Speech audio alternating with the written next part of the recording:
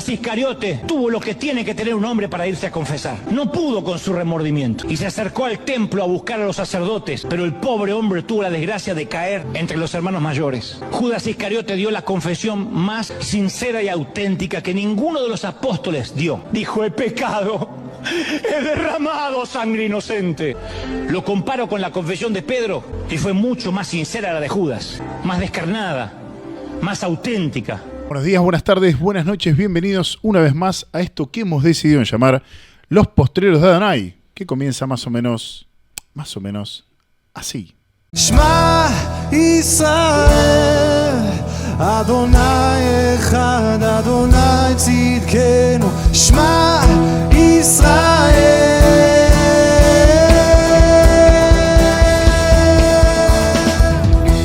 Y tenemos el día de hoy un programa especial, un programa reacción. Vamos a reaccionar a diferentes videos. Hemos tomado un impas dentro de los postreros debido a que uno de nosotros, que aún así está presente, se encuentra enfermo, se encuentra con una gripe, y es a quien le voy a dar el primer saludo. Elías Valencia, que a pesar de estar enfermo, está con nosotros. Eli, ¿cómo estás vos? Buenos días a todos. Bueno, como dice José, estoy enfermo, por eso no hemos podido continuar con lo que veníamos haciendo la serie del Nuevo Pacto. Quería estar al 100%, hoy no es el día, pero hoy vamos a reaccionar a videos y esperemos que sea de edificación para ustedes. Y por supuesto, como no podía ser de otra manera, está Franco Reyes con nosotros, que también te va a saludar solo por hoy de la siguiente forma. Muy buenos días, amados, ¿cómo están? Espero que bien. En esta mañana tan fría, a Eli le escuché matadísimo y se valora más la presencia. ¿Te sentís mal, Eli? Se valora más. Sí, por eso era mejor no continuar con el Nuevo Pacto hasta que esté en mejores condiciones, ya que es un tema para mí sumamente importante. Sí, lo es un tema importante y tenemos que estar al 100, así que lo vamos a dejar para el próximo programa. Coincidimos, ¿no? Coincidimos en esto de que para los tres es de suma importancia toda la serie del Nuevo Pacto, y requerimos entonces estar con todas nuestras luces. La verdad que para nosotros lo mejor es estar con todas las luces para continuar con la serie del Nuevo Pacto. Varias personas se han comunicado con nosotros a través de las redes interesados por la serie. La verdad que hemos tenido mucha respuesta sobre esto, así que les pedimos perdón, pero tenemos que ser, fieles a el profesionalismo delante de Dios, reconocer cuando uno no puede y reconocer cuando uno puede, y la verdad que no podemos no contar con la perspicacia, ¿no? Y ese espíritu curioso que tiene Elías, y si se siente mal, sus preguntas incisivas y tan útiles no van a emanar de él de la manera en la que necesitamos. Van a ser mermadas. Van a mermar. Totalmente. Y como aquellos que nos siguen saben, nosotros creemos que el valor no se halla en la respuesta, el valor se halla en las preguntas. Es lo que hemos aprendido de nuestros hermanos mayores y principalmente del Mesías. Así es. Así que el día de hoy va a ser un día de un video de reacción a videos. Así que vamos a ver qué es lo que vamos teniendo, ¿no? Por supuesto, en el placar de los videos guardados, para ver si podemos ir dando alguna opinión sobre estos videos. Así que creo que puede llegar a ser de mucha utilidad. Vamos a ver qué surge. Esto no es que lo programamos y dijimos, bueno, pondremos primero y segundo y armamos una respuesta para cada uno, sino que realmente vamos a intentar reaccionar de la manera más natural, y más teológica que podamos, ¿no? Fieles a la palabra. Sí. Pero ni siquiera fueron escogidos de forma sistematizada, es decir, bueno, vamos a pegarle primero a este, sino que habíamos tenido videos guardados por ahí y dijimos, bueno, vamos a reaccionar a esto, sin tanto preparativo, es muy espontáneo todo. Claro, es una reacción. Sí, literalmente, lo más fiel a una reacción, nada actuado, nada. Claro, es una reacción mascarado. Literal. Va a ser un programa bastante parecido a un esporádico, pero tal vez estemos, ¿por qué no?, inaugurando una nueva sección dentro de los posteros, que es la sección de reacciones, ¿no? Puede ser eso. Así que, bueno, ¿con qué video empezar a ver qué nos trae? Yo creo que con el primero vamos a estar bien para ver cómo, para entrar en calor. Bueno, ahí está, Franco es quien tiene la batuta, quien lleva la batuta, quien tiene la sartén por el mango. El productor de los productores. El productor de los productores. Sí. Estamos en tus manos, Franco. Sí, vamos a ver el Por video. supuesto, uno, a Lu ver del otro lado del vidrio que que nos dispara. te va a saludar de la siguiente... No. ¿No tiene micrófono? Hola. A ver, no. Hola. Te invitada a reaccionar con nosotros también, así que. Y tenemos del Siempre. otro lado, por supuesto, a Lu, que te va a saludar de la siguiente manera, claro. Hola. ¿Cómo andas, Lu? ¿Todo bien? Bien. Bueno, ¿vas a reaccionar con nosotros? Sí. Tengo miedo. Todos tenemos Nosotros miedo. también. Más cuando no sabemos qué hay Ese era otro en el secreto. video. Ese es nuestro secreto. Bueno, a ver, ¿qué tenemos como primer video? A A ver. ver. Sí, ¿Qué vamos a ver tenemos? el video 1. No No sé bien qué es. A ver, A ver. vamos a ir al primer Ay, videito. pastor, ya di. Bueno, quizá Dios te dice Ah, un poco más. Pero no me queda nada, no importa. El que te proveyó una vez te volverá a proveer. Si te quedas sin nada hoy y te vas sin nada a casa, no importa, te vas lleno de Dios. Eso es. Vaya, busque y traiga algo aquí, porque quiero orar por esa ofrenda hoy. Yo sé lo que cargo. Después vaya a revisar la cuenta. Dios es especialista en agregar ceros a la derecha. Estaba una noche, ahí voy a orar. Estoy esperando que usted traiga la ofrenda. Y escúcheme. Yo quiero orar por todos. bueno, Maravilloso. sí. La verdad que me acaba de... Yo venía muy alegre. Nosotros grabamos los viernes a las 8 de la mañana. Y la verdad venía muy alegre, cantando alabanzas al Señor. Muy feliz haciendo chistes, riéndome. Elías vino esforzadamente sintiéndose mal. Franco también, se preparó un excelente café. Y me pones esto y me acabas de pegar un golpe en el alma. Me agarró como una cosa en la boca del estómago. Bueno, si de personas que conozco lo que es trabajar y ganarse el sustento, puedo hablar de vos, que sabes lo que es tener mucho, tener poco, y que este tipo de cosas, de personas, engañen, porque la palabra, vamos a decirlo sin filtro, está engañando porque está diciendo que si vos te quedás sin, o sea, que si vos vacías tus bolsillos, entonces Dios te va a dar más plata. Bueno, a mí me gustaría dar una ¿No? respuesta bíblica sobre esto. Es lo que acaba Bien. de decir. Yo voy a orar por semillas, va a decir, ¿no? Bien. Vamos a 2 Corintios capítulo 9, versículo 7. Sí. ¿Dónde dijiste? 2 Corintios Me rapeaste. capítulo 9, versículo 7. ¿Qué pasó? Segunda de Corintios. Capítulo 9, 7. versículo 7. Bien. Bien. Ah,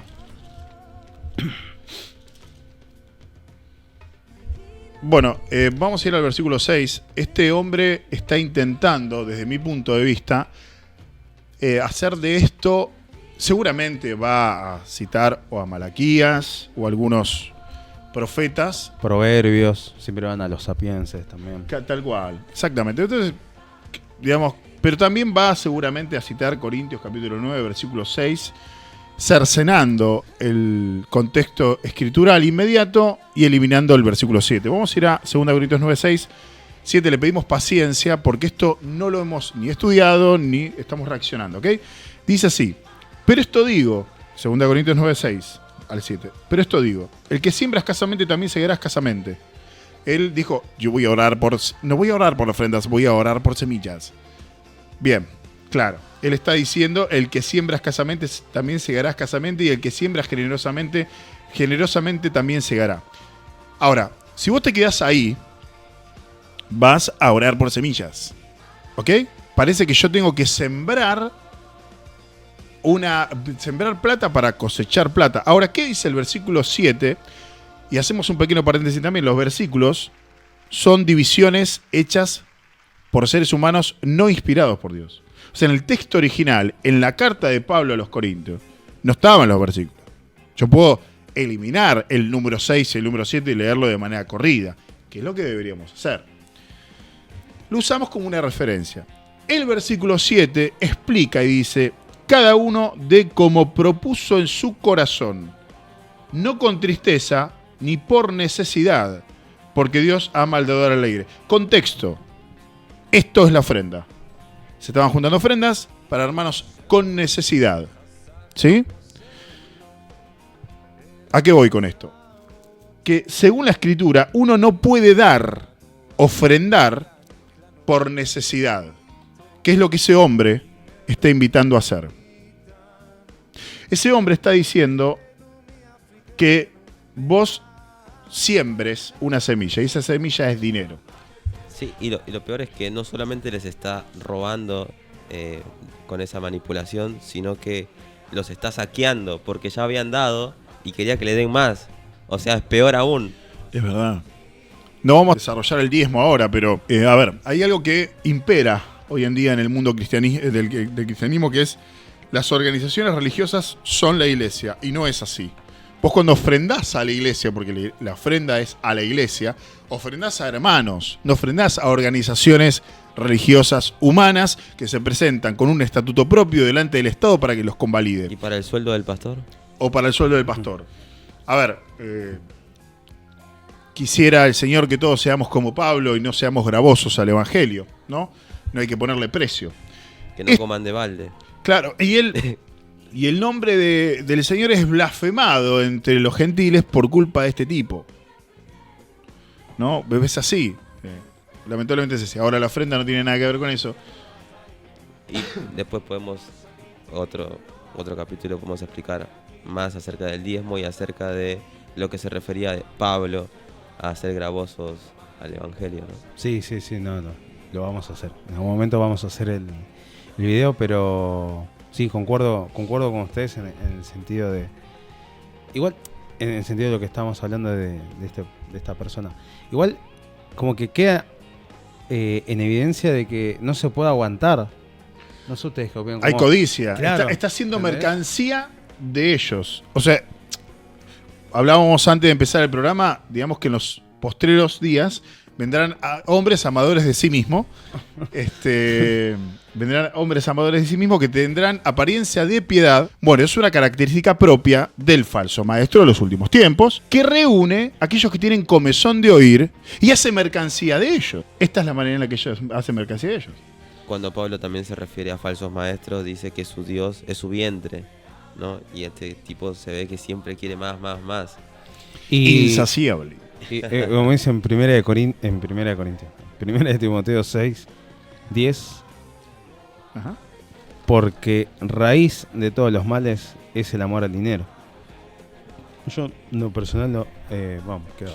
Y la verdad que sí, es doloroso más que nada el pensar de las personas que siguen y creen lo que dicen, ¿no? Porque la Escritura dice algo completamente distinto. Pasa que Dios permite que venga un poder engañoso, ¿viste? Para que se extraguen los que se tienen que extraer. Claro. Imagínate la señora que cobra la jubilación mínima, que no le alcanza y piensa que Por ello es doloroso.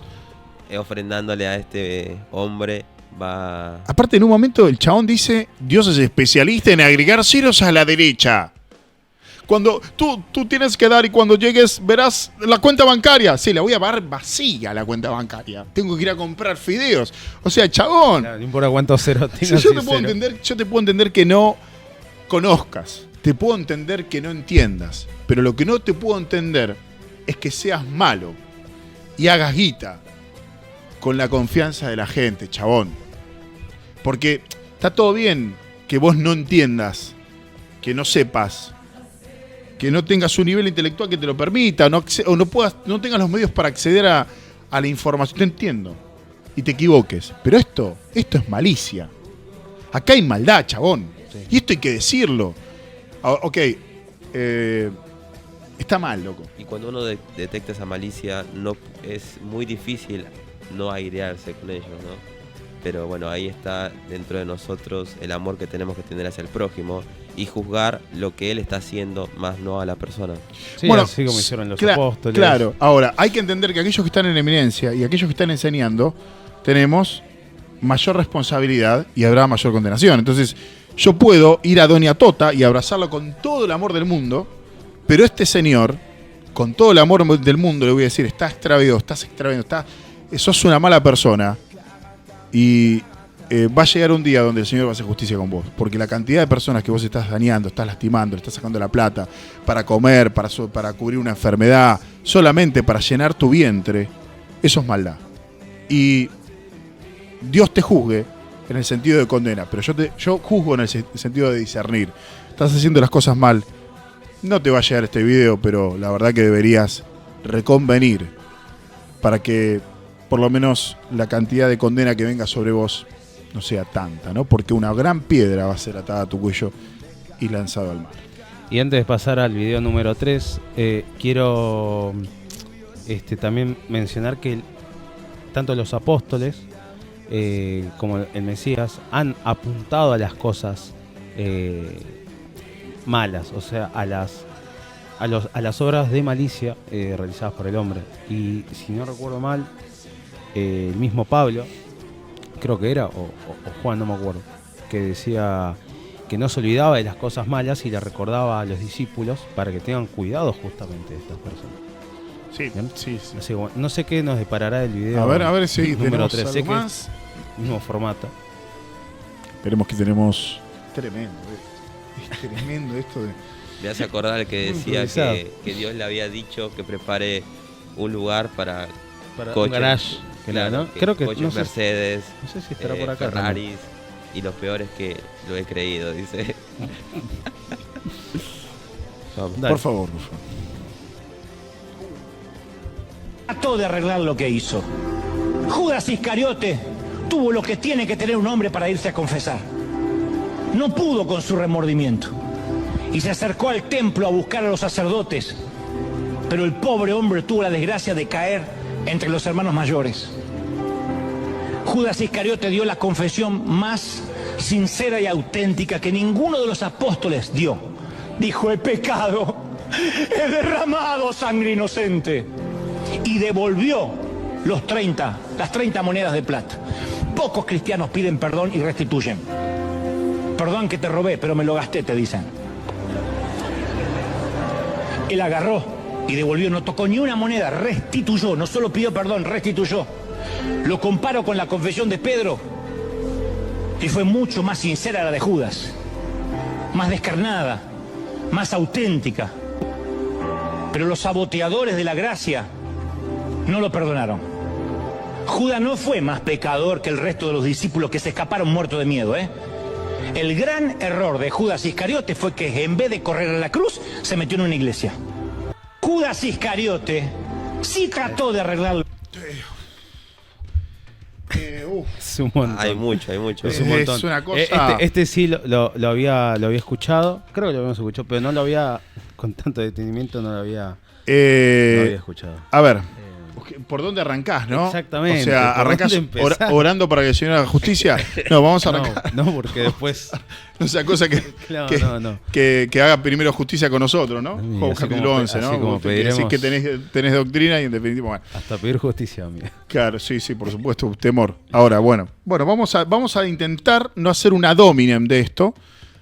Le recordamos a aquellos que nos siguen, que nos ven, nosotros muy agradecidos porque nos sigan, es que acá utilizamos algunas terminologías que son de suma utilidad, valga la redundancia.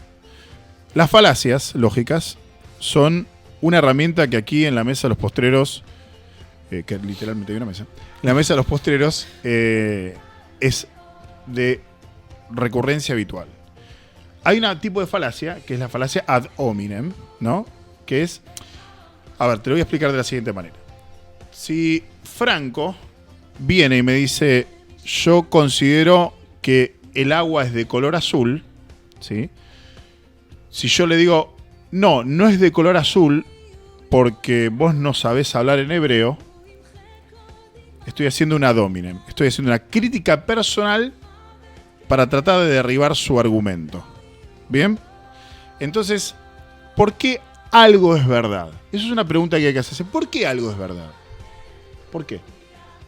Por evidencia. Porque no es falaz. Porque algo es verdad, porque resiste el análisis de... Porque resiste el análisis, ¿no? O sea, porque yo lo someto a análisis y concuerdo, llego, me persuado de que algo es cierto. ¿Estamos de acuerdo? Así Bueno, es. lo que vamos a intentar hacer, que es muy difícil, es no caer en un ad hominem constante cuando veamos los videos. Estamos subiendo la vara para con nosotros. Ok, saliendo de la Dominem, porque me tiento, la verdad, acá a pecar. Traduciendo, no vas a atacar a Dante Gebel, vas a atacar lo que está diciendo. Ahí está, gracias. En resumen es eso. Exacto. Gracias, ahí va. profe. Gracias, profe. Entonces, bueno, vamos al argumento. Él dice que la confesión de... Bueno, dice que la confesión de Judas fue más descarnada. Va a decir, ¿no? Más descarnada, más sincera que la confesión de Pedro. Va a decir que restituyó el daño. Va a decir que fue a buscar a los saboteadores de la gracia. Bueno, en principio, una confesión demuestra cuál es el criterio y consideración del pecado que tiene la persona. ¿Qué quiero decir con esto? Yo, cuando confieso mi pecado, estoy revelando qué pecado estoy confesando. No fue más descarnada y más sincera eso es una domien, perdón. No fue más descarnada ni más sincera la confesión de Judas. ¿Por qué? Porque él fue al templo y dijo que ¿he derramado qué? ¿La sangre del Mesías? ¿He derramado la sangre del Hijo de Dios? Él estuvo cuando el Mesías hacía los milagros y él mismo se presentaba como el Hijo de Dios a los apóstoles, más al mundo el Hijo del Hombre. ¿Dijo él, he derramado la sangre del Mesías? No. ¿Lloró amargamente por haber traicionado al Mesías? No. Él simplemente pensaba que había matado a una persona que no era culpable de ese daño. O sea, había traicionado al Mesías. Lo había traicionado desde el punto de vista de la información que recibió y lo que hizo con ella. Él vio que Yeshua, vamos a ponerlo en términos de Iscariote, él vio que un chabón vino y resucitó a otra persona y no creyó en él, porque estaba todo el tiempo pispeando la bolsa de la billulla, de la plata, porque era lo que le interesaba. Entonces, en algún momento él confesó su pecado, no. Él tuvo temor, miedo, dolor por haber matado a alguien. Pero en ningún momento confiesa su pecado, que fue traicionar a Dios. ¿Cómo termina Iscariote? Bueno, bajo la culpa que no proviene de Dios, sino del acusador, suicidándose. Eso no puede ser una mejor confesión que la de Pedro, quien, habiéndolo traicionado al Mesías, en quien habita corporalmente la plenitud de la deidad, lloró amargamente. Lloró amargamente por no haber muerto con el Mesías, no por haberlo llevado a la cruz. ¿Me entendés que los pecados son distintos y la profundidad de la teshuvá es distinta? Vos ves bueno, pasa que claro, teshuvá es arrepentimiento en hebreo, Sí. que conlleva, en griego es metanoia, pero es más rico. Nosotros siempre decimos que el término guarda el concepto. ¿Sí?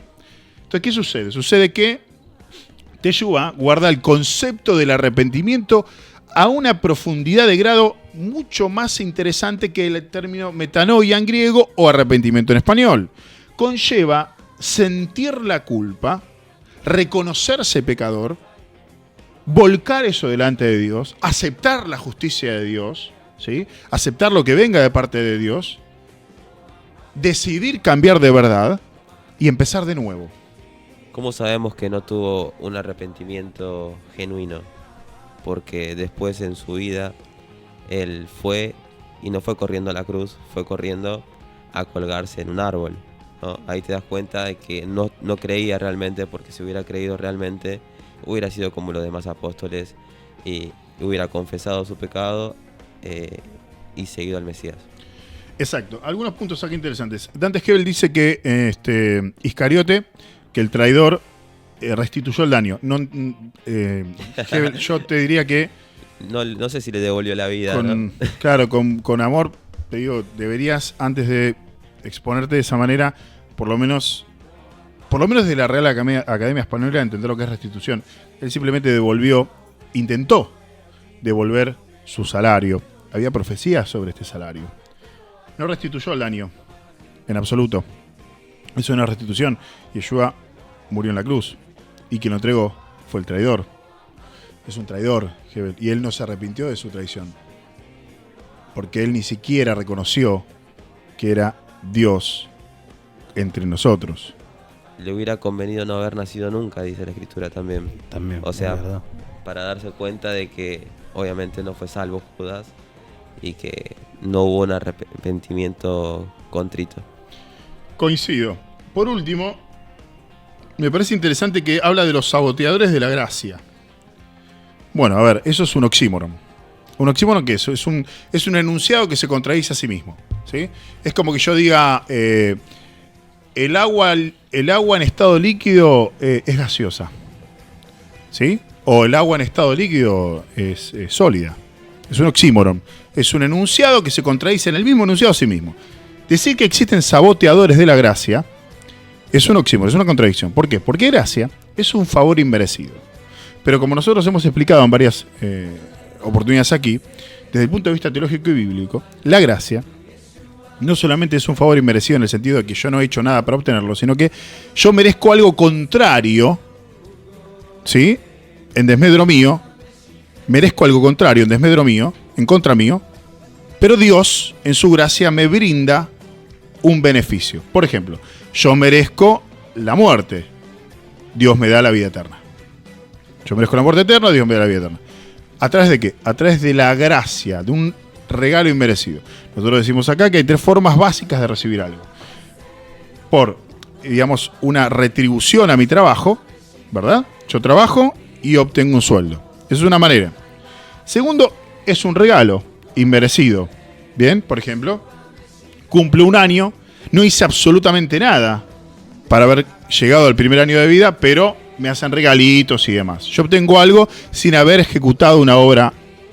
Luego está la tercera forma. La tercera forma, que es la gracia, la tercera forma de recibir algo, que está basado en el amor ágape de Dios, que es yo merezco algo contra mío y en lugar de eso obtengo lo opuesto en favor a mí. Merezco la muerte, pero me dan la vida. Por lo tanto, la gracia es un regalo inmerecido, según como dice Efesios capítulo 2, versículos 8 al 9.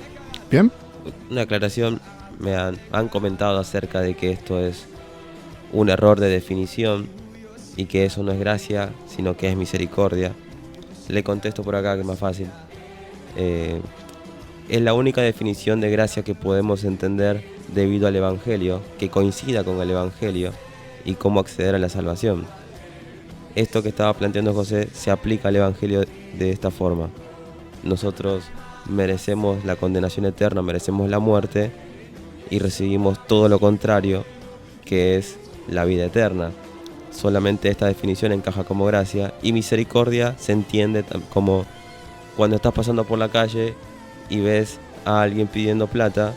Esa persona no te ha hecho nada malo, no ha hecho nada a vos, y vos tuviste misericordia y le das una ofrenda. Eso es la diferencia con gracia. Se aplicaría gracia cuando esa persona te hubiera hecho algo malo y vos le das una ofrenda que es todo lo contrario a lo que él merece. Para aclarar nada más los dos conceptos. Ahora, ¿por qué no existe un saboteador de la gracia? Porque solamente puede ser un saboteador de la gracia alguien que pueda ir en contra de aquel que es soberano y todopoderoso. O sea, no existe el saboteador de la gracia. Nadie puede sabotear la gracia del soberano. Eso es ir en contra de los atributos del Creador. Y finaliza, creo que el video diciendo que su problema fue que fue corriendo a la iglesia, ¿no? El problema de Judas es que fue corriendo a meterse a la iglesia. Claro, él entiende como iglesia un edificio en el cual dice, bueno, yo ingreso acá, y ese fue el problema de Judas, ¿no? Le explicamos a Dante Hebel y a la gente que la iglesia está compuesta por los creyentes, por los escogidos de Dios, no es un establecimiento, ¿no? Y tampoco es un templo, como le dicen. El templo de Dios se ha caído en el 70. Bueno, antes de ir a un esperado, vamos a ir por el video número 3. Meterse con una iglesia local, y es ese compromiso lo que hace la diferencia entre un miembro y uno que no lo es. Entonces, no asuma, pastor, que estás aquí, que porque una persona visita tu iglesia ya la puedes considerar un miembro de la iglesia. porque tal vez ni siquiera puedes ponerlo en disciplina, por ejemplo. No puedes hacerlo, porque esa persona no ha hecho ningún pacto de compromiso con tu iglesia local. Ser miembro de una iglesia es un poco... Bueno, Surge Michelem lo hemos escuchado, o por lo menos yo lo he escuchado bastante. Habla de lo que es la membresía. Como le dicen ellos, la membresía de la iglesia. Que es algo que no sé cuándo surgió, la verdad. Pero es algo reforma. Que se habla bastante. ¿La reforma? Después de la reforma, sí. O la reforma. Acá hay un estudiado de la membresía. Un ex reformado. ¿Por qué será? Habla de la membresía de la iglesia. ¿Qué opinan ustedes de la membresía? ¿Puede ser alguien, un pastor puede determinar si una persona es miembro o no de la iglesia? ¿Te puedo decir, che, ahora sos miembro, ahora no sos miembro? Bueno. Arrancó igual diciendo que cuando alguien entra a tu iglesia, pastor, cuando alguien entra a tu iglesia, ¿no? Bueno, sí, es algo que interesante, bastante. Interesante, o sea que la iglesia le pertenece al pastor. Para aclarar, ¿no? Estas personas son bautistas reformadas o reformados, así que no son falsos maestros.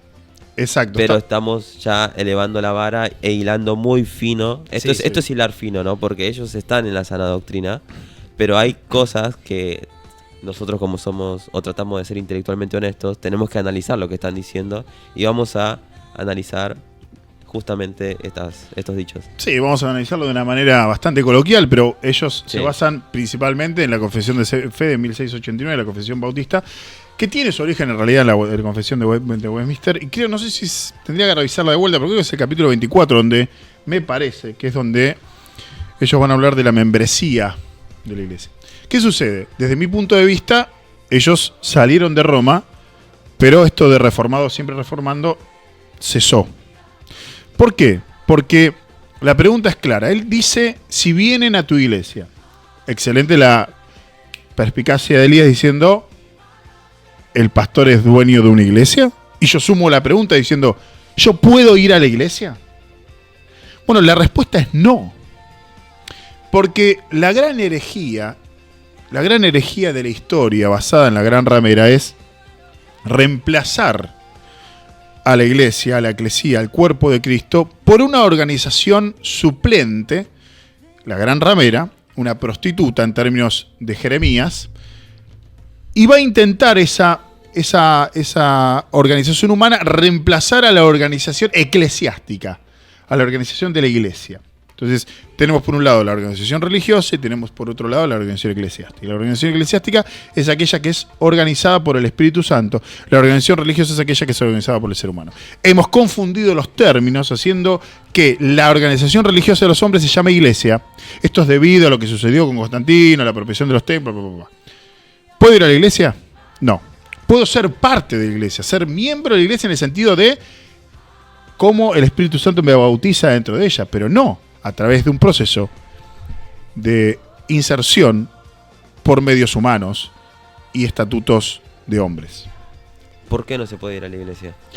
Porque yo puedo ser parte o no ser parte de la iglesia. Es como decir, por ejemplo... ¿Por qué es la iglesia? Porque la iglesia es el cuerpo de Cristo, los llamados a ser... La iglesia viene de la palabra eclesia, que significa los llamados a salir del mundo, y básicamente es la asamblea de los nacidos de nuevo, la asamblea del conjunto de santos. Yo soy iglesia, él es iglesia. Cuando nos reunimos en asamblea, el conjunto de hermanos. ¿A dónde puedo ir? ¿A dónde puedo ir? Bueno, la Escritura dice claramente que no hay que dejar de congregarse como algunos tienen por costumbre, y más cuando veáis que aquel día se acerca, cuando sean los postreros. Bien. Para pasar en limpio, entonces, uno no va a la iglesia, uno es parte de la iglesia, y uno va a la sinagoga o al lugar de reunión.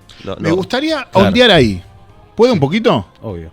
Bueno, ahí la Escritura dice no hay que dejar de congregarse, ¿no? La palabra congregarse, como lo hemos dicho en algún programa aquí, viene del griego episunagoge. Episunagoge son dos palabritas en una. Epi es estar en o sobre, y sunagoge es la palabra griega, que es la que nosotros traducimos como sinagoga, que es la palabra griega que los griegos le pusieron al lugar de congregación de los judíos. La palabra en hebreo es betagneser. ¿Sabes qué significa betagneser? Casa de reunión. Entonces, ¿qué está diciendo la Escritura? No dejes de ir, de estar en la casa donde se reúnen los miembros. Claro, pues escuchas casa y automáticamente vas a las cartas paulinas, vas a los Hechos de los Apóstoles y vas a ver que el lugar principal de congregación, no de la iglesia primitiva, porque no había nada que desarrollar, sino de la iglesia original, eran casas. ¿Qué eran? Sinagogas. ¿Qué eran? Beta Knesset. Y no somos ni judíos ni judaizantes. No te gusta decirle sinagoga porque para vos es de judíos, es que el antiguo pacto, decirle lugar de reunión, casa de reunión. Totalmente. Pero no puedes ir a la iglesia, puedes ir al lugar donde se congrega. Casa de oración, querés decirle, casa de estudio. Nada, eso, simplemente para aclarar que no somos ni de raíces hebreas ni nada por eso. Y también aclarar, como han comentado en alguna ocasión, tratándonos de animarnos a que nos congreguemos para la tranquilidad de aquellos, si es que son hermanos, nos congregamos. Sí, por supuesto, nosotros nos congregamos, Dios mediante, todas las semanas y a veces más. Pero bueno, sí, concuerdo con ustedes con el tema de iglesia. Igual, no podemos ir a la iglesia. Igual esto de membresía es muy complejo, más complejo todavía. No nos vamos a meter en profundidad porque tardaríamos muchísimo, pero más o menos ya arrancando podemos reaccionar y analizar superficialmente así. Claro, digamos, los cimientos de la membresía es justamente una concepción para nosotros incorrecta de lo que es la iglesia. Y que proviene de Roma, ¿no? Cuando Roma bautizaba, bueno, ya sos parte de la iglesia, ahora ellos te dicen cuándo sí y cuándo no sos miembro de la iglesia, perdón. Sos parte dentro del catolicismo romano, sos miembro cuando te bautizas y en este caso cuando ellos decidan. Son reformados romanos y bueno, por la gracia del Señor ha levantado un testimonio a través de ellos y coincidimos en gran parte de la teología nosotros, pero nosotros nos basamos en la Escritura. Entonces nosotros no somos reformados ni somos protestantes en absoluto, nosotros somos cristianos en términos en español es mesiánicos. Continuamos con el próximo. Sí, una última aclaración. Quien agrega personas a la iglesia es Dios. Únicamente. A través del espíritu y nacer de nuevo. Exactamente. Cuando una persona nace de nuevo, ya es parte de la iglesia. Entonces ninguna persona te puede decir, vos no sos parte de la iglesia, por todo lo que hemos explicado antes. Bueno, el siguiente sería el número 4, si no me falla la memoria, si no me falla la cabeza, más. Tras que la epístola de Judas es inspirada por el Espíritu Santo. No todo se reduce a un concilio de personas que definieron que esto eran los libros. Autoridad. Sí. Y una autoridad externa a la Biblia. ¿Cuál es la única opción de autoridad externa a la Biblia? La jerarquía de la iglesia. Como evangélico, cuando lees tu Biblia todos los domingos en la iglesia, te estás concediendo que gracias a la iglesia católica tenés la Biblia que estás leyendo cada domingo en tu reunión evangélica. Es lo que han preservado la Biblia. Pero no tiene que ver con la preservación de los documentos. Por dar un ejemplo, el Nuevo Testamento está compuesto por 27 documentos. ¿Cómo yo estoy seguro que son estos 27, que no me falta alguno o que no me sobra alguno? ¿Vos sabías que Lutero quiso descartar la epístola de Santiago? Sí. Lutero se desvincula de la autoridad. Sin la autoridad, todo es discutible. ¿Quién me dice a mí que esta es la palabra de Dios? Que Apocalipsis tiene que estar. Todo se resume a tu parecer y vos te considerás el papa de tu propia religión porque en definitiva, vos sos infalible. Tu juicio personal respecto a la fe es infalible y es la autoridad que determina cuál es el camino hacia Dios. Bueno. Es por esta razón que nosotros comenzamos hablando acerca del canon, de la inspiración de las escrituras, debido a esta gente que empieza con estas cosas. Es una de las razones, porque hemos visto que ha llegado a muchas personas este tipo de argumentos. No nos podemos quedar callados. Según Santiago, entonces, gracias a Santiago Alarcón, gracias a la Iglesia Católica Romana, tenemos este libro. Ellos lo eligieron y gracias a ellos son 27. Vamos a ir a 1 Pedro, capítulo 3, versículo 15, para enmarcar un poco la reacción a esto. Por supuesto. ¿3.15? Sí. Ah, ok. ¿Leo yo? Por favor. Si no, santificad a Dios, el Señor, en vuestros corazones y estad siempre preparados para presentar defensa con mansedumbre y reverencia ante todo el que os demande razón de la esperanza que hay en vosotros. Gracias, es para mí, Era para mí, no es para responderle. Sigan dominen ahora. No, es justamente para no caer en nada. Mira, me recordá que tengo santificado así en mi corazón, respondiendo con mansedumbre y reverencia a todo aquel que demanda razón de nuestra fe. Entonces, hay varias cosas para, hay un montón de para cosas. tocar. Bueno, acá, acerca. claro, acá lo que se hace, si me permiten, es lo que está haciendo el caballero Alarcón es, primeramente, bombardear. ¿Sí? Hace un bombardeo de conceptos. Y rápidamente yo anoté algunas cosas, porque es una reacción, ¿no? Le digas eso. Y yo lo que veo es un castillo de naipes teológico. Es un castillo de naipes. Él va a decir que por favor le demuestren que la epístola de Judas es inspirada. Por el tono que utiliza, creo que él asume que eso no se puede hacer y por eso él requiere acceder a algo que me pareció, me turbó un poco el corazón, por eso fui a 1 Pedro 3:15 para que el Señor me ayude. Él habla de una autoridad externa a la Biblia infalible. Me pone mal. Magisterio. Claro. Bueno, ahora vamos a determinar a cuál va, pero él está hablando de que hay una autoridad externa a los apóstoles que es infalible. Bueno, vamos a empezar a responder, ¿no? Yo puedo probar que la pregunta es excelente igual, me encanta. Lo que pasa es que por ahí yo detecto cuestiones que me parecen un poco impropias, porque yo podría decir hasta qué punto uno es capaz de defender su religión, que supuestamente proviene de la Biblia, tanto como hasta poner en riesgo la credibilidad de esta.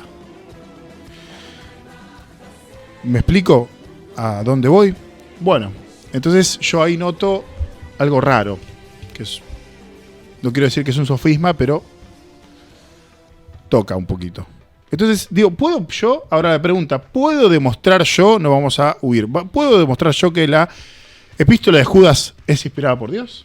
De la misma forma, creo yo, que de la misma forma que podemos mostrar la inspiración de algún otro libro. Bueno, ahí me parece que él se confundió o no sé qué está haciendo, porque una cosa es el texto que uno aprueba que viene de un apóstol y otra cosa es la inspiración. O sea, un texto para que sea parte de los aceptados que tiene que contener la doctrina, tiene que ser inspirado por Dios y tiene que ser adecuado. ¿Bien? Siempre ponemos el ejemplo nosotros de la carta de la Odisea. La carta de la Odisea es una carta que fue útil para la iglesia en su momento, ¿sí? Que circuló en la iglesia, ¿bien? Pero que evidentemente no era adecuada, no cumplía con la ley de adecuación. Entonces, ¿cómo un texto yo puedo aceptarlo? Bueno, tiene que ser de autoridad apostólica, esto puede ser escrito o autorizado por un apóstol, tiene que ser inspirado por Dios y tiene que ser adecuado para la iglesia. Entonces, yo puedo igualmente, es lo que voy a intentar hacer, demostrar la inspiración de Judas. Pero no tiene un solo capítulo. Sí, vamos a hacerlo igual. ¿Por qué? Porque hay un episodio de inspiración que te lo vamos a dejar acá arriba. Según Santiago Alarcón, no se puede y él tiene que recurrir al magisterio para que le diga, bueno, esto sí es inspirado por Dios. Ah, sí. Bueno, está bien. Claro, exactamente. Entonces, vamos a ver que él dice que hay una autoridad externa infalible. Y acá es muy interesante, ¿no? Porque él, no sé, creo que estoy detectando entre 4 y 5 falacias lógicas. Porque él dice que para él la epístola de Judas es inspirada porque hay un tipo, un conjunto de personas que le dijeron que es inspirada. Y cuando le preguntas qué autoridad tienen, dicen ellos que ellos tienen la tradición oral y guardan y conservan la tradición oral. ¿Y cómo lo demostrás? No tienen manera de hacerlo. Por lo tanto, ellos son autoridad porque ellos dicen que son autoridad, ¿sí? Y por eso dicen que entonces esto es inspirado porque yo lo digo. Eso es una falacia circular. Ahora, ¿qué sucede? Yo detecto falacia circular, falacia un ad verecundiam, un ad populum y una que no se cita mucho, que es la antiquitatem. Una falacia antiquitatem. La falacia antiquitatem dice que porque se dijo durante un montón de tiempo, entonces es verdad. Bueno, la Epístola de Judas no es inspirada porque lo haya dicho un grupo de personas. Es inspirada porque Dios la inspiró y tenemos evidencia interna y externa. ¿Cómo demostrás algo en la vida humana? Hay diferentes maneras, ¿verdad? Tenemos el método científico, tenemos el método histórico, tenemos el método legal. El método científico, yo en un ambiente controlado voy a reproducir un hecho para tratar de persuadirte de que este es así. Por ejemplo, el agua a cierta presión hierve a 100 grados. Entonces voy a llevarte a un lugar mediante condiciones controladas y voy a demostrarte la cantidad de veces que vos necesites, repitiendo el hecho de que esto es así. Bien, vos te persuadís y aceptás que es verdad. Eso es el método científico. El método histórico tiene otras características que me van a ayudar a esto. Ahora, yo quiero apelar al método legal, que creo que Santiago lo que está haciendo es crear o aceptar que existe una autoridad externa a la Biblia que es infalible, dice. Ahora, eso, compañero, no está en la Biblia, señor Alarcón. Y le voy a sacar el nombre Biblia porque es lo único que le pusieron ustedes, los romanos, el nombre. Porque por método histórico, por método legal, yo te puedo demostrar que el conjunto de textos no lo reunieron ustedes.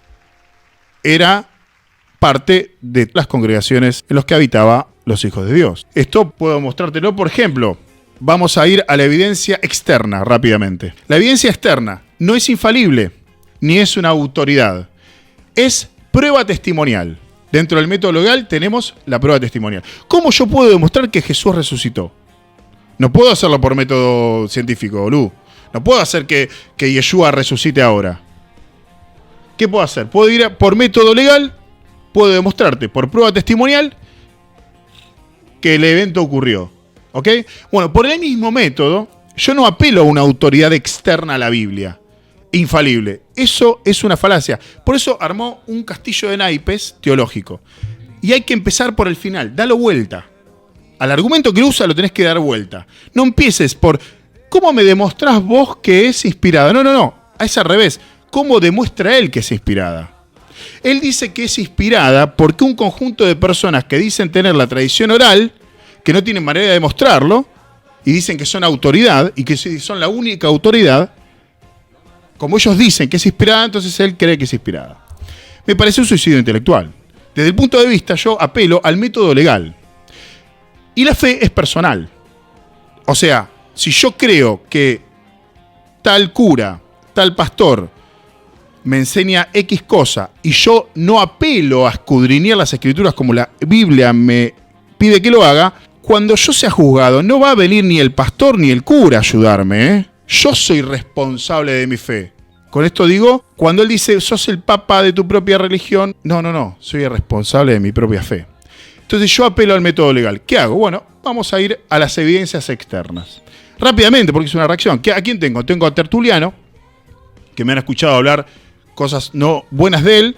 Tertuliano habla de Judas. ¿Cómo que es de Judas? Por lo tanto, le da autoridad apostólica. Orígenes habla de Judas como Judas. Eusebio, más tardío, también. En el canon Muratori no lo tengo, pero también tengo una, digamos, la primera parte no está.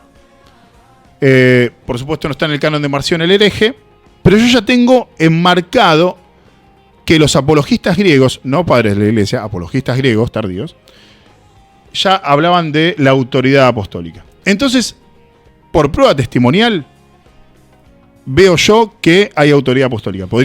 Y me parece que Policarpo y Polícrates también, pero bueno, eso también se puede ver. Claro, no citan a Judas como Judas, pero sí hay referencias a cuestiones de autoridad que podríamos decir que se están basando en Judas. ¿Bien? Entonces, pero quien nombra a Judas, ¿sí? Y vas a ver que, digamos, cuando anda a buscar a Tertuliano, anda a buscar a Orígenes, y vas a ver que la caracterizan de una forma que uno la podría caracterizar a la carta. Eso rápidamente. Bien, podríamos hacer un estudio de Judas. Ahora, esa es la evidencia externa. Ahora, la evidencia externa que me permite a mí entender que es un texto apostólico. Ahora, la evidencia interna, agarro Judas, y yo tengo que encontrar aquí que es inspirada por Dios. ¿Cómo hago para determinar que es inspirada por Dios? Bueno, yo lo voy a hacer de la siguiente manera. Nosotros tenemos un concepto acuñado por nosotros que es la consistencia teológica. ¿Qué es la consistencia teológica? Que la Biblia es un libro escrito por más de 40 autores, en un periodo de 1200 a 1600 años, en 3 continentes distintos, en 3 idiomas distintos, y hay 63.773 referencias cruzadas en este libro aproximadamente. Sí, 63.773 referencias citándose a sí mismo. ¿Comprendés lo que te estoy mostrando? Es un panorama tremendo. Eso demuestra que no hay un autor de la Biblia humano, porque son más de 40. Es imposible la obra humana, debido a que por la época donde se hizo ni siquiera existía la imprenta, y la cantidad de referencias que hay, cuando vos ni siquiera tenés el libro del otro al lado, hace que sea imposible. Judas, un apóstol que evidentemente recurrió a un escriba, ¿sí?, para escribir esta carta, porque su griego es realmente muy, casi tocando el clásico, vamos a decir, muy bien desarrollada. Evidentemente él, siendo un hombre pobre de una de las provincias más pobres de Roma, Judea, Israel, en ese momento dominada por... Bueno, escribe de una manera excelsa. Vamos a decir, escribe en lo que le relato. La primera evidencia interna la tengo al inicio, dice Judas, siervo de Jesucristo y hermano de Jacobo. Paramos ahí. Bien, a ver, hermano de Jacobo. ¿Me ayudan con Mateo capítulo 13, versículo 55? Dale. Hermano de Jacobo. Bueno, a ver, ya ahí estamos. Voy a tratar de hacerlo lo más rápido posible. Ahí estamos planteando, Judas está planteando un escenario de autoridad. Él se pone al lado de Jacobo. El único Jacobo que teníamos en ese momento, con grande autoridad, era Jacobo, el principal de los 3 de la iglesia que estaba en Jerusalén. En Jerusalén, la primera iglesia de todas, que fue una congregación oriental, ¿sí?, había 3 autoridades. Entre los 3 principales, el principal era Jacobo. Estaba Jacobo, Pedro, o sea, Santiago, Pedro y Juan. Entre los 3, el número 1, sí, era Santiago. No era Pedro. Y la iglesia era oriental. Bien.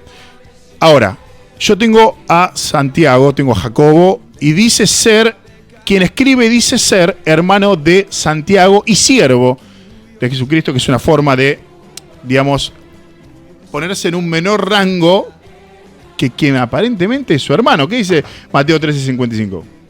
¿No es este el hijo del carpintero? ¿No se llama su madre María y sus hermanos Jacobo, José, Simón y Judas? Ahí está. Bien, o sea, es el hermano de Yeshua, hermano de Jacobo. ¿Pero María no fue virgen eternamente? No, claro, por supuesto que no, obviamente que no. Después en un momento lo tocamos. Ahora, ¿yo qué hago? ¿Cómo hago yo? Esto es un juguito concentrado de procedimiento teológico de comprobación histórica y de comprobación textual. Entonces yo apelé al método legal y dentro del método legal la prueba testimonial, y yo di alguna evidencia externa, pero quiero volver a la evidencia externa porque yo puedo comprobar mediante escritos. Tenemos acá en la mesa de los postreros, tenemos Antigüedades Judías de Josefo. Voy a citar la edición, así podemos todos hacer comparación por pares. Es de la editorial Clie del 2013 de Barcelona, y es Las Antigüedades Judías, los 20 libros. En el libro número 20, si no me equivoco, 20, capítulo 9, párrafo 1, vamos a tener, obviamente uno se lo acuerda porque son los textos más importantes para alguien que siga al Mesías. Déjenme ver, en el libro 20 de Josefo, capítulo 9, si no me equivoco, ténganme paciencia, se los pido, por favor. No es la Biblia, no es que uno se acuerda como la Biblia, ¿no? Es capítulo 9, bueno, ahí estamos. Capítulo 9. Yo ahora lo que quiero hacer es demostrar que tengo evidencia histórica para hablar de Santiago, de Jacobo, el hermano de Yeshua, y entonces darle validez a Judas por evidencia interna, evidencia externa que no sea dentro de los creyentes. De esta manera yo le doy autoridad apostólica a la carta, para que vean que no necesito una autoridad inexistente, infalible, porque la única autoridad infalible son los profetas o los apóstoles. Dice así, vamos a ir adelantando, solamente voy a dar un pedacito. El joven Anán, que como dijimos recibió el pontificado, era hombre, sumo sacerdote de Israel, era hombre de carácter severo y notable valor. Pertenecía a la secta de los saduceos, que comparados con los demás judíos son inflexibles en sus puntos de vista. Como antes indicamos, va a escribir el historiador judío contemporáneo a estos hechos, Flavio Josefo. los saduceos. Siendo Anán de este carácter, aprovechándose de la oportunidad, pues Festo había fallecido y Albino todavía estaba en camino, reunió al Sanedrín. Llamó a juicio al hermano de Yeshua, que fue llamado el Mesías. Su nombre era Jacobo. Iba a explicar cómo lo mataron. Acá tengo evidencia externa de no creyentes, no solo de la existencia de Yeshua, sino de la existencia de Jacobo y que murió Jacobo, que lo mataron. Que era el hermano del Mesías. Que era hermano del Mesías. Es hermano del Mesías, bien. O sea, María no fue virgen, a eso iba. desde todo punto de vista. Y que bueno, que le da autoridad legal, autoridad legal y por prueba testimonial queda confirmado de manera rápida, ¿no? Que esto es un texto apostólico. Yo tuve que recurrir al suicidio intelectual para hacer esto. No, todo lo contrario. ¿Qué hice? Recurrí al intelecto. ¿Cómo te suicidas intelectualmente? Cuando vos depositas tu fe no en evidencias, sino que depositas tu fe en una falacia ad verecundiam. O sea, porque alguien tiene autoridad, entonces es verdad. Es como decir que la teoría gravitacional de Einstein es verdad porque lo dijo Einstein. ¿No? Estás pegando un tiro en el cerebro. Yo confío en Einstein que él desarrolló bien las ecuaciones. No, vos tenés que ir a las ecuaciones y coincidir o no coincidir con lo que está planteando Einstein. No porque lo dice él, es así. Claro, un argumento no es verdad por quien lo dice, sino por lo que dice. Entonces, tenemos aquí la autoridad apostólica. Me gustaría sumar un versículo que está que ya lo hemos citado igual varias veces. Segunda de Tesalonicenses, capítulo 2, versículo sí, señor, léelo. 15. Dale. Así que, hermanos, estad firmes y retened la doctrina que habéis aprendido, sea por palabra o por carta nuestra. ¿Quiénes serían por palabra o por carta nuestra? O sea, palabra o carta de quién. Bueno, la pregunta es excelente. La respuesta es por palabra o por carta de los apóstoles. Ahora ellos pueden decir, bueno, pero nosotros recibimos justamente, ahí está la tradición oral. ¿Ves? Ahí está, te lo estoy demostrando. Ahí está. O sea, ellos dicen haber recibido la tradición oral. Pero, a ver, ¿cómo me lo demostrás? No podés. Entonces, ¿qué dice el texto? Que retengamos la doctrina que hayamos escuchado de tus propios oídos o leído de tus propios ojos, la doctrina de los apóstoles, no de cualquier otro, no de un magisterio, no de Raúl, de Pérez Compán, de San Gervasio Romano de la Moncloa, de los apóstoles. Es solo de los apóstoles. Entonces, como vos no podés comprobar intelectualmente de que realmente tenés la doctrina de los apóstoles, yo me baso solamente en lo escrito por ellos. ¿Cómo determino yo que fue escrito por un apóstol? Bueno, creo que en 10 minutos te demostramos los primeros pasos para una comprobación, ¿verdad? Sí, por método legal. Sin haberlo desarrollado tanto. Eso fue con más apuro, porque bueno, obviamente al ser reacciones no estaba sí, sumado que preparado. Nos quedan 6 minutos nada más, pero me gustaría ir. ¿Me ayudan con Gálatas capítulo 3, capítulo 6, versículo 16? 6, 16. Sí. Y podríamos ir también a Filipenses. Okay. Porque todo esto se enmarca como para ir cerrando, porque esto da para mucho más. Obvio. Pero él va a decir que, bueno, le está hablando a su interlocutor, que pobre, evidentemente no fue preparado. ¿Qué dice Gálatas capítulo 6, versículo 16? ¿Cómo estoy? Y a todos los que anden conforme a esta regla, paz y misericordia sea a ellos y al Israel de Dios. Exactamente. Bueno, ¿me buscas Filipenses 3:15?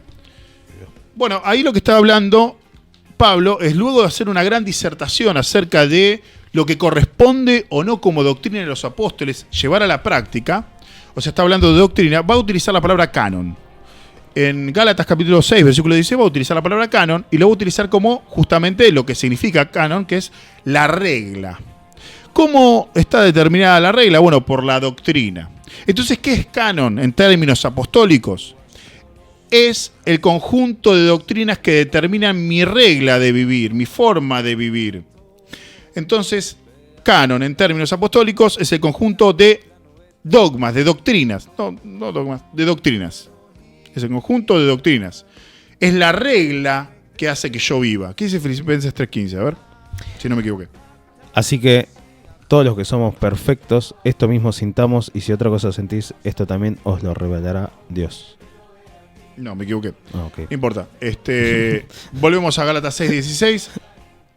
Tenemos... no, pero dijiste 16. Creo que es 3.15. A ver, léeme el 16, por esto equivocado. Pero en aquello a que hemos llegado, sigamos una misma regla, sentamos una misma cosa. 3.16. ¿Me lo lees de vuelta? Filipenses 3.16. Pero en aquello a que hemos llegado, sigamos una misma regla, sintamos una misma cosa. ¿Por qué dice sigamos una misma regla? Una misma doctrina. Una misma doctrina. Entonces, ¿qué es el canon? El canon es el conjunto de doctrinas. ¿Por qué hay quienes llaman canon al conjunto de escritos? Bueno, eso es el término teológico tardío, tardío porque fue en el siglo IV. ¿No? En el 397 el Concilio de Cartago se termina de determinar por parte de un conjunto de cristianos los textos. Y a eso resignifican el término y le llaman canon. Es muy apropiado hacer eso, ¿no? Porque si yo le llamo canon, o sea, regla de vida, a un conjunto de textos, bueno, podemos vagar entre un significado y otro sobre esa doctrina. Ahora, si yo digo que la regla de vida son las doctrinas, o sea, que el canon son las doctrinas, tengo que ir a buscar las doctrinas, y es ahí donde se halla la inspiración. Yo puedo demostrar que Judas es inspirado por evidencia interna debido a que en Judas se halla la doctrina. Lo puedo demostrar, ¿eh? Cierro con esto y libero. Habló de Lutero. Lutero era romano, papista. Pero voy a hacer una pequeña defensa. No me acuerdo muy bien porque no soy luterano, pero creo que en el comentario de 1522 de su traducción o su comentario del Nuevo Testamento, es donde él dice que la epístola de Santiago es una epístola de paja, pero no dice que hay que descartarla, que hay que sacarla. Lutero dice, en valor de canon, no lo dice así, él dice de valor doctrinal, donde se halla la doctrina del Evangelio para salvación, comparadas, la epístola de Santiago para él era una epístola de paja en cuanto a valor doctrinal. ¿Qué quería decir Lutero con esto? Que si vos te estás en una isla y te caen las epístolas paulinas, accedes a la salvación. Si vos recibís solamente Jacobo, no. Claro, el contexto es que los romanos católicos lo estaban bombardeando con el versículo que dice que somos justificados por las obras, y Lutero llegó a un momento en que dijo, bueno, es una doctrina, bueno, es un libro de paja, como decís vos, y porque estaba saturadísimo con los romanos papistas. Claro, llegó a decir eso, pero fuera de eso, nosotros no somos ni luteranos, ni protestantes, ni reformados, así que ataquen a Lutero, ataquen y corran a lo de Davi, a este muchacho que lo estaban corriendo con vos sos protestante y vos crees de determinada forma. A nosotros vénganos con las escrituras. Conversar como podemos conversar, pero con la escritura en la mano. Conversar podemos conversar, pero con la Constitución en la mesa. Es más, nosotros ni siquiera somos de Pablo, ni somos de Pedro, ni somos de Apolo, nosotros somos del Mesías. Nos han llegado a decir protestantes. ¿Qué decís? O sea, reformado, a mí no me reformó nadie más que el Mesías, ¿eh? Ni yo quiero reformar a nadie. Vos seguís con tu falsa doctrina, yo no quiero hacer nada con vos, yo solamente te predico el evangelio y si nacés de nuevo, gracias a Dios. Puedo dar un pequeño valor a la carta de Judas, que me parece, para mí la carta de Judas es de un valor inconmensurable. Y cerramos con esto y nos vamos.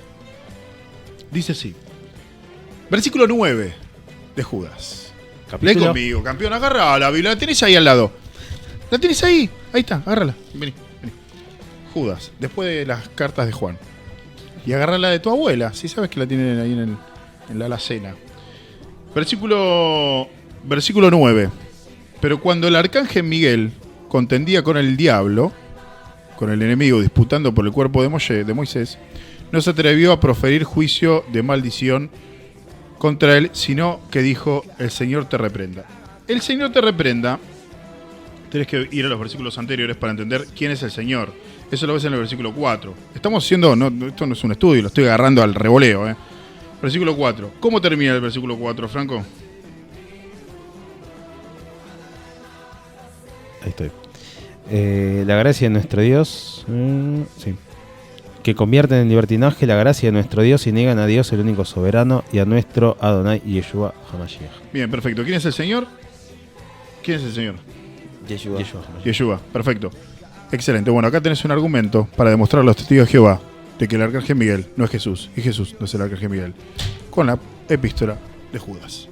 Un abrazo grande, que Dios los bendiga. Muchas gracias por vernos. Likeen, compartan, que Dios los bendiga. El próximo capítulo más sobre el nuevo pacto. Hasta la próxima. Shema Israel, Adonai Echad, Adonai Tzidkenu. Shema Israel.